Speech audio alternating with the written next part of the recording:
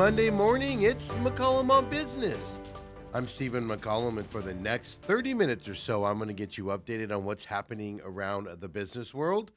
We'll get you set up with the market watch, stocks we're paying attention to, plus all the local and national stories that you need to know. Appreciate you joining us here on this Monday, and let's get it started. Lots of news with that market watch. Well, of course, coming back from the weekend, what's happening out there? Kind of a mixed thing here, but things are down a little bit. Oil is going back up today. We'll talk about that here in just a minute. Iran developments, of course, happened over the weekend, and that's kind of our picture right now. The Dow Jones is down 172 points as we look at it, 49,282. The S&P 500 is up 6 points right now, 72.27. That's teetering between positive and negative here this morning. The NASDAQ is up 13 points here today. 25,129 is where that's trading at. Then the Russell 2K, well, it shows basically even on your screen. 28.19 for that small cap index as well. Look at this. Bitcoin, today it's at 78,638, but it hit 80,000 for the first time since January over the weekend as well. So did get up to 80,000, come back down a little bit here today to 78,630 for Bitcoin here this morning. Stocks we are paying attention to right now. First one, eBay is in the news today. Interesting story here around eBay. They're up 5.03% right now. Well, they're up because GameStop, of all places, made an unsolicited, non-binding offer on Sunday to buy eBay for about $55.5 billion. Yeah, so eBay is up based off of that news. Well, GameStop obviously making that unsolicited offer. So let's take a look at GameStop stock here. It's down 4.03% right now as well. GameStop CEO Ryan Cohen, he said the merger would be a way to create a strong competitor to Amazon. Well, GameStop down 4.15%. eBay up today as well, based off of that news. Now, it's an unsolicited, non-binding offer. Can be rejected outright by eBay coming up here. So we'll have to keep our eyes on that story out there as well. And then there's Norwegian Cruise Lines. Shouldn't shock you here. They're down 9.52%. And it shouldn't shock you because, right, oil prices out there. I'll tell you this, their guidance for the current quarter, full year, well, very far below expectation levels here when they reported their first quarter earnings last week. They're dealing with those high fuel prices due to everything that's happening in the Middle East. That's what's driving their stock down 9.84%. But they did report first quarter earnings of 23 cents per share. The estimate was only 14 cents per share. They did come in with $2.33 billion in revenue. The expectation was $2.36 billion, so the revenue missed it, but blew away their numbers on the per share price. But they're down 9.73%, lowering their guidance, not just for the current quarter, but for the full year as well. Later on when we come back, we're going to look at crypto stocks out there with Bitcoin hitting 80,000 over the weekend. We're going to look at other crypto stocks out there, Coinbase, Circle, Gemini Space Station, see what they're doing here today, kind of with the run. But something happened on the government side this weekend as well that's affecting these cryptocurrencies and probably why Bitcoin hit 80,000. So we'll get into that next time we come back and look at our stocks out there. But why are the markets what they're doing today? Well, we wake up this morning to find out Iran has claimed that it fired a warning shot against a U.S. Navy ship near that Strait of Hormuz over there. And this all happened early Monday morning, their time. A senior Iranian official said the shot was intended to prevent the U.S. vessel from entering the strait. So the exact quote, Iran fired a warning shot against U.S. warship to prevent its entry into Strait of Hormuz. Unclear whether there was any damage, according to the official. Well, that statement from Iran comes after the U.S. Central Command actually denied reports from an Iranian news agency that 2 Iranian missiles had struck a U.S. ship over there in the strait. So that obviously affecting oil prices here today, and oil prices are up again today because of that. Now, President Trump announced plans for U.S. forces to guide vessels through the Strait of Hormuz. That news came out. Iran did say, excuse me, the U.S. did continue to say the U.S. blockade on Iranian ports will continue, with U.S. Central Command saying they've already redirected about 49 ships from those Iranian ports as well. Iran did say they will attack any U.S. ship that is, basically shows the way, therefore, or patrols through some ships of that Strait of Hormuz as well.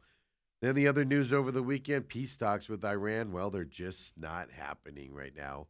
The Trump did bash Iran's latest 14-point proposal that they sent over to President Trump.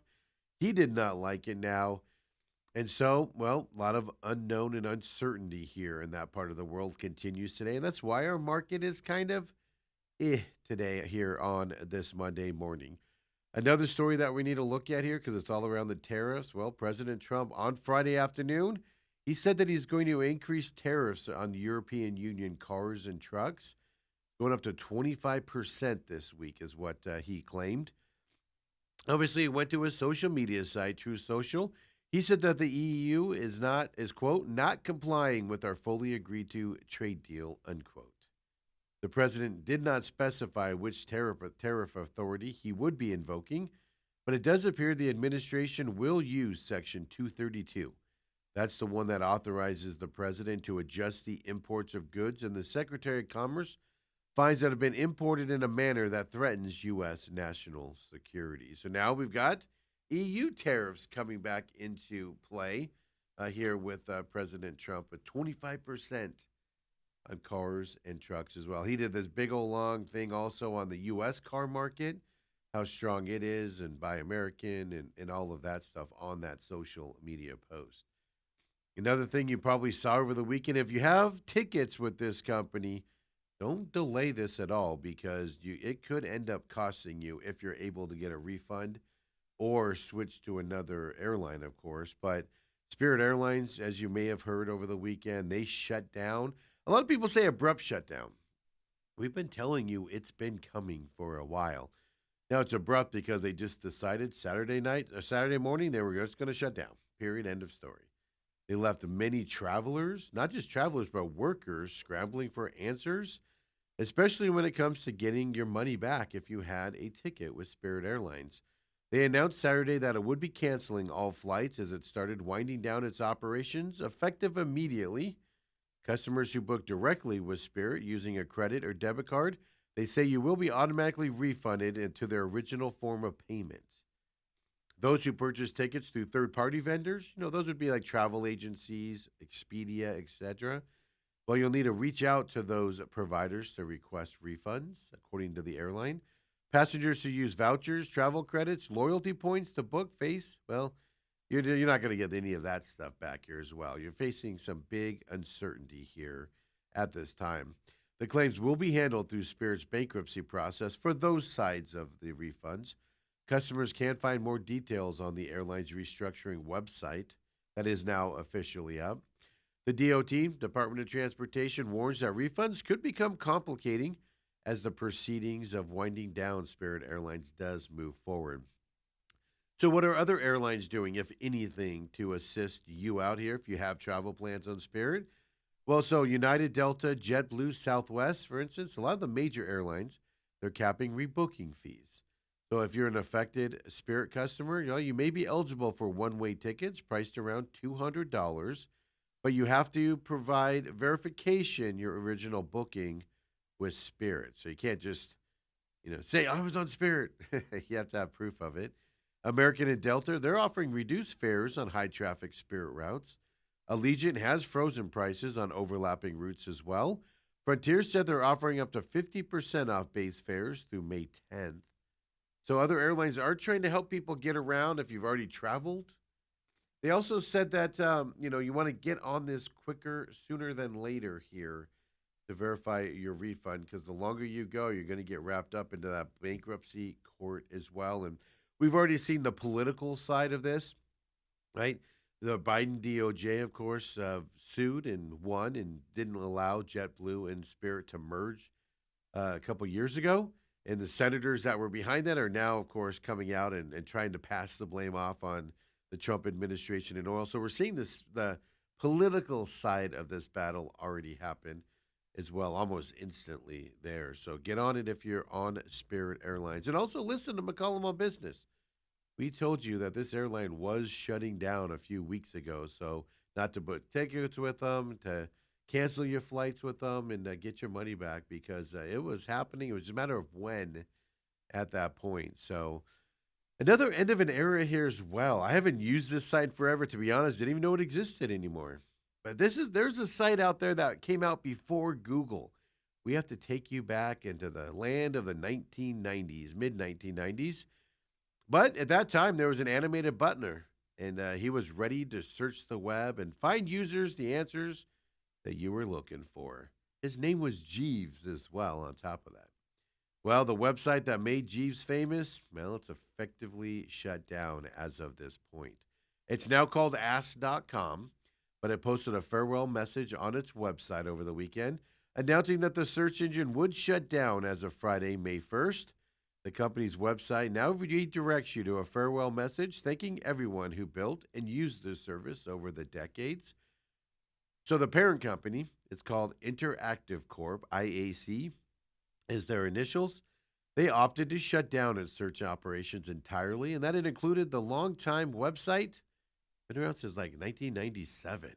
But IAC is a big company. They own multiple well-known brands that you know, All Recipes, Better Homes and Gardens, Daily Beast, and People Magazine.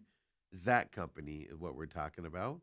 The former search engine went live as AskJeeves.com back in April of 1997. They launched in full at the beginning of June of 1997 as well. IAC purchased the website in 2005, and well, they've kept it alive till 2026 here as well. This website tried to differentiate itself among competing search engines of the time. And like I said, Google wasn't around at this time either. But they encouraged you to frame your search queries in the form of a question. And if they would also give you different results under a question, that would help users narrow down if the result was going to give them the answer that they needed. I'm not going to lie to you. I found this site too complicated. I just wanted answers. I didn't want to have to form a question. I didn't want to, get questioned back. It wasn't an interrogation. I just wanted some help while I was doing AOL dial-up. That's all I wanted. But Ask.com officially closed down here moving forward. And this company, there's companies that are taking advantage of the health consciousness of consumers right now, specifically consumers taking those GLP-1 drugs. And those GLP-1 drugs has led to a backlash against those artificial ingredients. As we know, big fight here over the red dyes and other artificial stuff. But wellness trends are fueling growth out there, and one of the companies trying to take advantage is taking advantage of that, Smoothie King. It was founded more than 50 years ago, Smoothie King was. It's a privately held chain. It takes credit for inventing the word smoothie, by the way. They popularized the health drink. They're taking all the credit for it, and I can't confirm or deny if they are responsible for that. The current CEO is somebody named Juan Kim, previously owned a franchisee for the brand in South Korea. Well, come out in his own Smoothie King outright since 2012. Last year, the company sold a minority stake to a private equity firm and said the deal would help Smoothie King accelerate growth and innovation moving forward. And now, over the past 5 years, Smoothie King has grown its number of locations by about 23%. They've come into the valley here strong over the last several years as well. Their system-wide sales have increased about 64% over that 5-year period as well. So 23% growth, 63% money growth on that side. In 2025, the company recorded revenue of $66.16 million. That was up 4% from the prior year. Now, this is all, we get these because it's a private company from franchise disclosure documents. Its net income did fall about 6% in that time frame. It went down to $14.84 million. By the end of that year, Smoothie King had more than 1,200 locations. And it's mainly franchisees. About 96% of the chain stores are run by franchisees out there. Back in April, well, just a month ago, right? Smoothie King announced a new store design with what the company called a warmth and approachability to it. Well, that's a big shift from its current functional aesthetic that you have when you walk into their locations. It plans to gradually introduce the new format here across its footprint. And many stores are on their way also with this new format. The chain said that franchisees have committed to opening more than 200 new locations in the coming years. It's planning to expand further into food. It's going to have things like flatbread, um, along with obviously its smoothie brands. But they're also going to do smoothie bowls, yogurt bowls, loaded toast. They want to get into as well.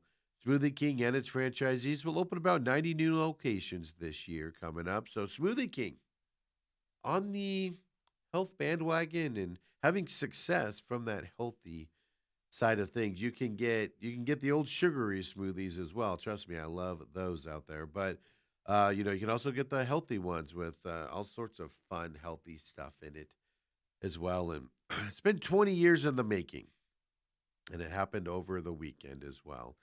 Yeah, we're talking about 20 years ago. The Devil Wears Prada came out, and over the weekend, The Devil Wears Prada 2 made its debut and also made a huge dent into its first weekend in movie theaters. Now, mostly women went to see this movie.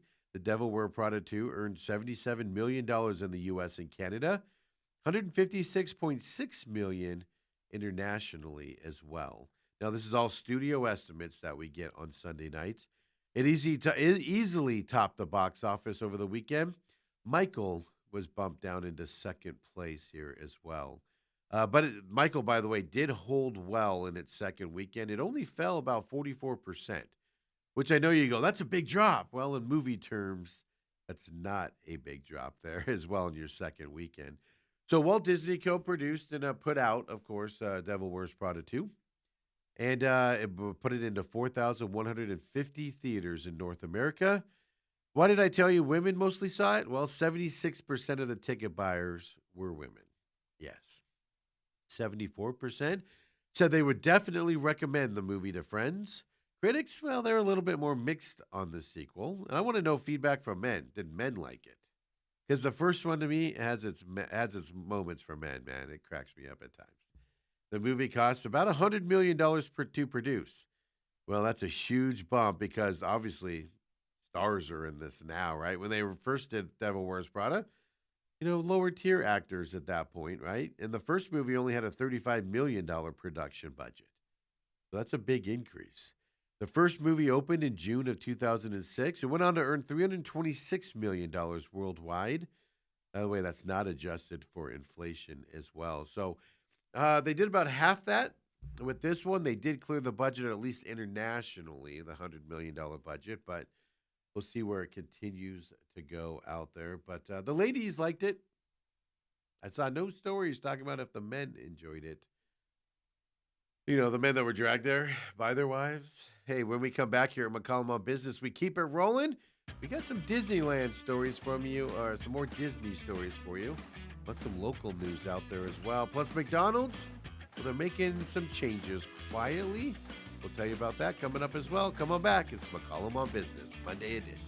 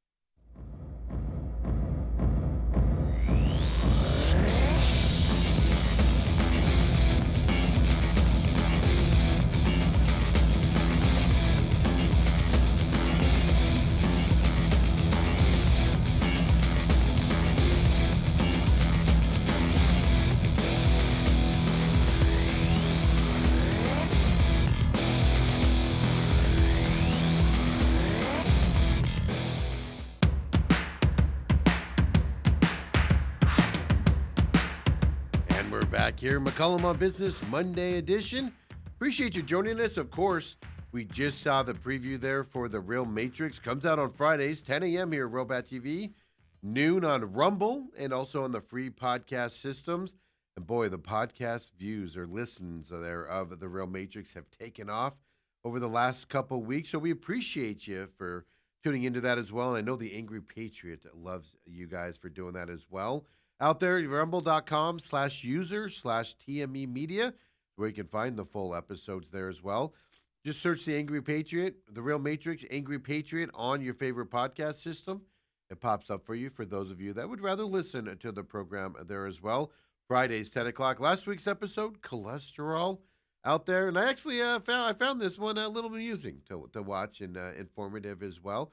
Angry Patriot just wants you to come in with an open mind and question as you choose to there with watching that program on Fridays. New episode coming out this Friday as well. And folks, right, as soon as we get done here, we put this up on the YouTube page, TME Media AZ, and then, of course, on Rumble as well. All of our programming's on Rumble as well. As soon as we get done here, it goes up TME Media AZ. You're going to want to follow that YouTube page. We have a bunch of things that are going to start going up here, other shows, mini shorts, things like that on that YouTube page coming your way. You're going to want to follow that TME Media AZ. Of course, catch us live there as well moving forward here. Been up doing some testing here over the last couple weeks, but TME Media AZ, you're going to want to follow that page and subscribe to it. Follow us on X, TME Media AZ as well. That's the parent company. Going to put some stuff out there that you'll want to know about the company and shows also hitting on those YouTube pages and Rumble page as well. And as soon as we're done here, well, me and 17-year NFL veteran Del Hellestrey will get you updated on the sports over the weekend here as well with the main event. Live 8 to 10 a.m. You can catch us right there on the YouTube page as well, TME Media AZ. And as soon as it's done, it goes on demand there, Robot, of course, Robot TV, YouTube, as well as Rumble as well, free podcast system there as well. Just search the main event with Steven or the main event with Dale. Pops right up for you. Follow them at TME Sports Show as well on X. And participate with the show as well. And then, of course, later on this week, let's say Wednesday, usually when it comes out, the pit stop. We'll have that for you as well. Looking back at last weekend's racing at Texas Motor Speedway. Controversial endings, controversial things happening out there. We'll talk about all that and, of course, look ahead to this weekend's racing. IndyCar gets back on the track this weekend over there at the Indianapolis Road Course here, as we're in Indy week, or Indy month, as we should say, now as well. So it's going to be a fun show coming up on the pit stop later on. Follow, like, subscribe, all the shows. TME Media AZ on YouTube. TME Media, of course, rumble.com/user/TME Media on Rumble as well. And folks, with all that being said, we appreciate you joining us here on this Monday morning. Let's get right back into that Market Watch. As we told you, early in the show, well, there's some question marks on what's happening around the Strait of Hormuz. Among other things out there, the Dow Jones right now is down 70 points. Right now, the S&P 500, it looks like it's rebounding a little nicely here and getting up to that 16 points up right now as well for that right now. I keep saying right now for some reason. I don't know why I keep saying that. Must be a Monday morning thing as we're getting back into the swing of things. Somebody's got a case of the Mondays. The Nasdaq's up 38 points. And then the Russell 2K up 2 points right now for that. Bitcoin is at 79,347. We're going to look at crypto stocks here in just a second. But Bitcoin, with what's making this stuff go up, we'll tell you about in a second, but did hit 80,000 for the first time since January. Here earlier over the weekend as well. And let's look at those crypto stocks. First one we're going to look at is one called Coinbase. You know Coinbase right here. 4.64% up here this morning. Here's what happened. Crypto platforms all rose today. Bitcoin rose over the weekend. Well, Senator Tom Tillis, he's a Republican out of North Carolina, and a Democrat out of Maryland, Angela Alsobrooks. Well, they reached a bipartisan agreement over the weekend on key language in a crypto market structure bill. They're calling it the Clarity Act. Well, that's making these stocks go up here this morning. Coinbase 4.81%. It made Bitcoin hit up the 80,000 over the weekend. And then you got Circles, our next one we're going to look at as well. It's up 12.78% as a stable coin base here. Circle Internet Group. And then there's one called Gemini Space Station. Well, it's the way this Clarity Act is written, and it gets confusing because it's obviously legalese out there. But Gemini Space Station's up 3.18% right now as well. But it actually stands to lose the most of this because it's a stablecoin issuer and a retail platform. So that something in the Clarity Act is showing that this one here could be a little bit of a question mark in terms of a company moving forward. But it is still up 3.18% earlier today, or right now, actually, out there today. So we'll get more information on that Clarity Act, of course, as it gets closer to passing and how it's going to affect these cryptocurrency companies. And then, let's get back into our stories going around there. And look, it's almost vacation time. Graduation's coming up, end of school year's coming up, middle of May. I know some colleges out there are already graduated and moving on and at least over for this semester. And if you're going to Disneyland, heads up, bunch of closures this summer. And I don't understand why Disneyland does the closures of the favorite rides out there in the summertime. Do them when the traffic's down, right? But there's going to be a handful of closures this summer, right? Popular rides, shows at California, at not just Disneyland, but California Adventures as well. They'll be temporarily shut down for refurbishment. So I got an update here for you. We told you Pirates of the Caribbean will be shut down until at least June, beginning of June. We told you that a couple months ago. But now we know the Pixie Hollow and the well-loved Phantasmic Show, well, they're going to have limited operations throughout the month of May as well. Now, we get this from the Disneyland website itself. The changes come as other fan favorites are also temporarily closed now, or they're going to be shutting down here shortly for refurbishment. Right, we told you Pirates of the Caribbean, it's going to close today. It's not expected to reopen until early June coming up. We told you about that a month or two ago. And that's partly because that Blue Bayou restaurant, which is that restaurant you float by at the beginning of the ride, well, it's also closed in this time frame, closing today through May 20th. They're doing a refurbishment of that restaurant, which is why they're also doing Pirates of the Caribbean at the same time frame as well. Now, Pixie Hollow will remain open through June 7th, but it'll be closed on Tuesdays and Thursdays for some work on it. The Phantasmic Show, it will not run on select days through May, but it is scheduled to resume daily performances starting May 22nd as well. My One of my favorite ones to go on is the Buzz Lightyear Astro Blasters. It's just a simple ride, and I like it too much.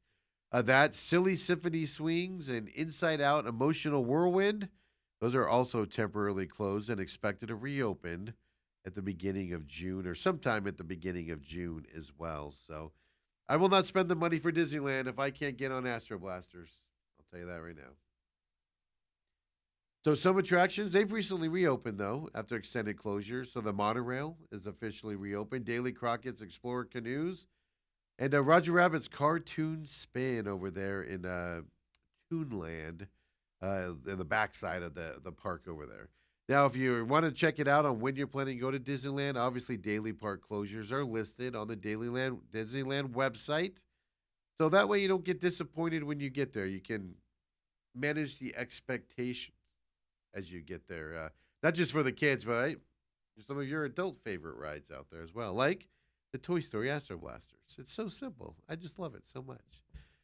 Interesting enough, we just talked about Disneyland. Well, a lot of people think Disneyland, right? Cedar Point over in Ohio. What's the best Dollywood? What's the best amusement park out there? Well, there's one in Pennsylvania called Noble's Amusement Resort. Well, it's ranked as the best business in the amusement and water parks United States category for 2026 edition of the awards. Obviously, it beat out several Disney parks, Universal properties. Dollywood, it beat out them as well. By the way, Dollywood won this award both in 24 and 25. Now we got Nobles here.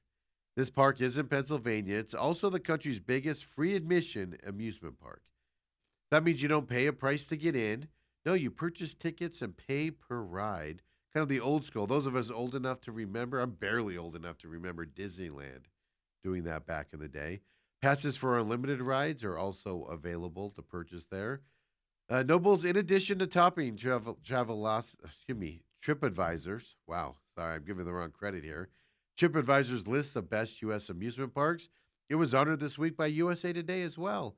It named Phoenix, which is a ride there, not because we live in Phoenix here, but it's its signature wooden roller coaster here at Nobles. Well, they named it. USA Today did the best roller coaster in America. So all sorts of winning here going to this company, and I hope I'm saying it right because I've never heard of it before. I don't. I'm not up on my Pennsylvania parks out there as well at that point, right? So Dollywood is one of the best U.S. amusement parks. It was ranked number two this year after being number one in 24 and 25. Number two this year, the Magic Kingdom Park at Walt Disney World. Disney's Hollywood Studios and Universal Islands of Adventure are the other top five amusement parks are out there as well. So you go to TripAdvisor, just do a quick search there.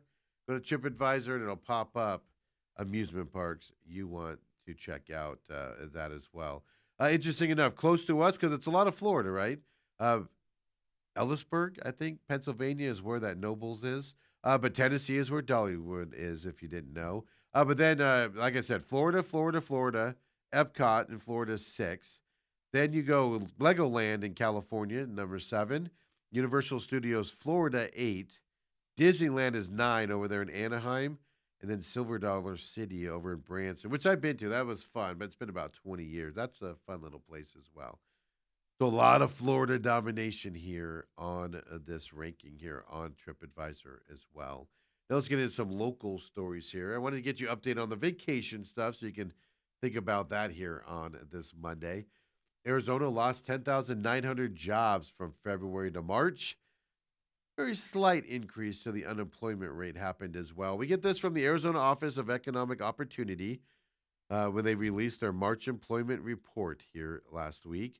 So the unemployment rate, by the way, rose from 4.6% in February to 4.7% in March as well.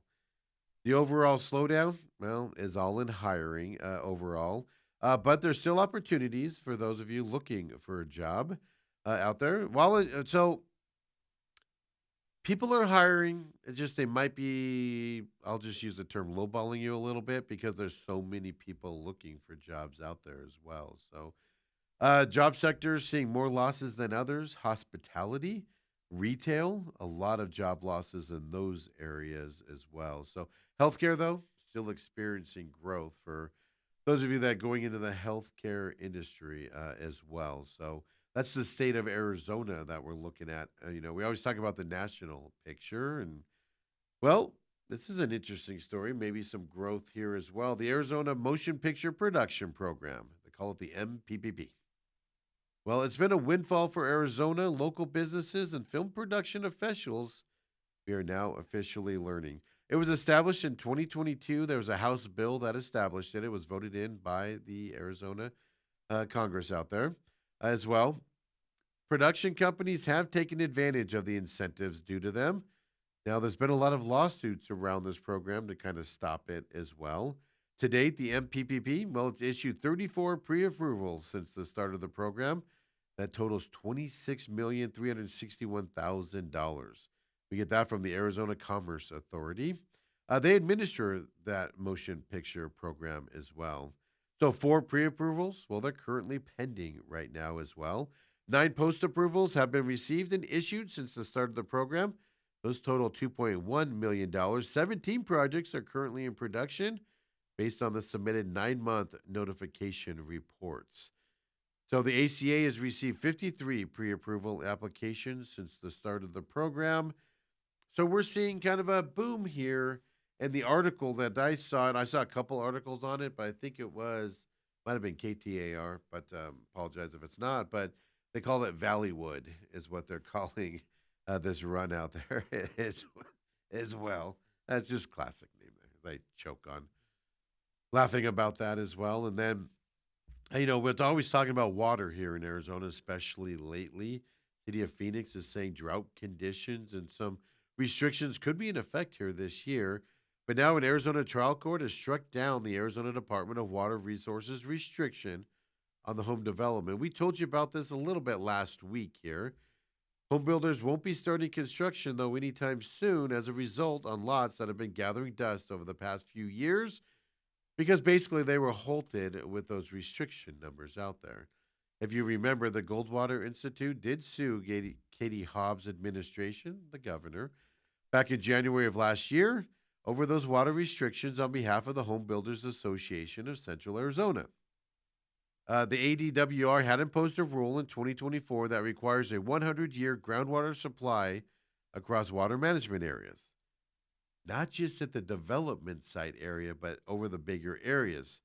This new restriction that they threw out there is known as the unmet demand rule, and they put it into effect. They got sued, a judge overruled it, but the big important update on this story building isn't going to start anytime soon in those areas where they had to halt it. Well, they're still working out some of those procedures and things to that effect. And then finally today, we always seem to leave you with food stuff or fun little stories afterwards. If you go to McDonald's now, some changes are happening. I don't like this for a myriad of reasons, but McDonald's is ending the self-serve soda fountains in their restaurants. Yeah. It's part of a broader effort by McDonald's to modernize its restaurants. They want to reduce labor and maintenance demands. They want to adapt to changing consumer habits that increasingly favor takeout, delivery, and drive-through service over dining in. Yeah, so they're getting rid of self-service. I do not like it when they just hand you a drink and you got to go fill it up, but it is nice for refills. So it's kind of a catch 22, right? So McDonald's plans to complete the transition away from self-service beverage stations and US dining rooms by 2032 completely. The changes are expected to roll out gradually over the next several years as restaurants get updated or remodeled and things. In many new locations, in many locations already existing, drinks are already being prepared behind the counter rather than poured by customers. That's a clear departure from that self-service model that's been a staple of many of these fast food dining stations, right, for many, many years. Yeah. So convenience by the wayside here is what's coming up as well. Drink customization, right? You want to mix diet and regular soda. You want to mix cherry Coke and regular Coke. Well, harder to do that when you have to rely on the person behind the counter out there as well.